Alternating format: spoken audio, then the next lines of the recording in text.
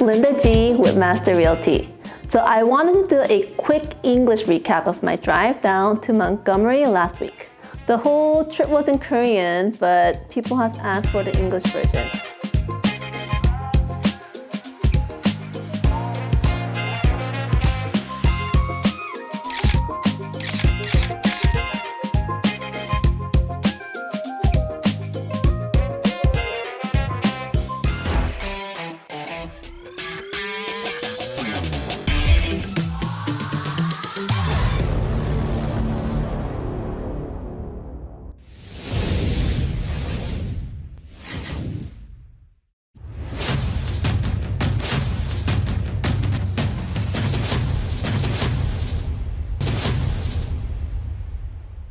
차량 틴트, 주택, 상업 틴트, 블랙박스, 틴트 마스터, 커머셜 비즈니스 하우스, 블라인드, 쉐이드, 셔터, 커튼, 특별 주문 제작도 가능한 Blind Story. So when we talk about buying a hotel, we're really talking about two things: the real estate itself and the business operating inside it.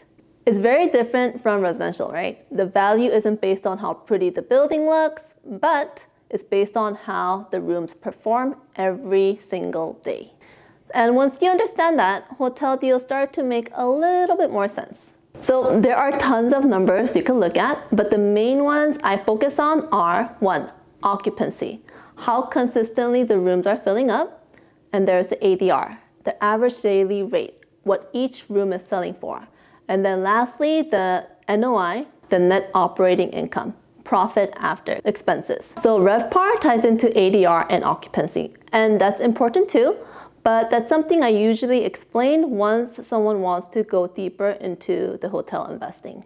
So those three things, occupancy percentage, ADR, and NOI, tell the story of a hotel's performance. Now I'm going to talk about the price per key. So another big metric we use is price per key, which means price per room. It's the quickest way to see whether a property is priced fairly for its market. I'm going to give you an example. The Comfort Suites that recently has been on the market at $7.5 million has 69 rooms. So that comes out to about roughly $108,000 per key. And you have to think about what it costs to build or renovate a room, which would include furniture, beds, case goods, plumbing, and everything. So that's why price per key becomes such a helpful comparison tool. So when you look at something like our listing, Wingate, with 84 rooms, the per key number becomes a big part of understanding the value. Now, the most important thing, location. Location for hotels doesn't work like residential. It's not about the schools or walkability. It's about the demand drivers. Who is coming into the city and why? So in Montgomery, demand comes from the Hyundai plant, all the suppliers that come for the plant. And then there's, of course, the government offices because it is the state capital. And then there's military traffic. There's an Air Force base nearby. These create steady weekday demand, which investors love because it's stable, predictable, and year-round. Now I'm going to talk about the franchise layer. So most hotels are tied to a brand: the Wyndham, Choice, Hilton, and the Marriott. The franchise gives you reservations, name recognition, and marketing support. But in return, you follow their standards. Sometimes they require property upgrades, and that's called a PIP, Property Improvement Plan. It's something that every investor should expect and plan for. The upside, consistent revenue, and a stronger market presence. CapEx. What is CapEx?